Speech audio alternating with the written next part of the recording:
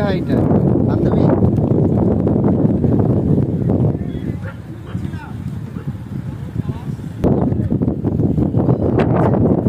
সবাই টেস্ট করো একটু করে।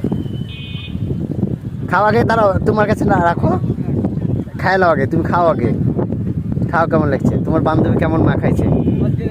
কেমন মা খাইছে?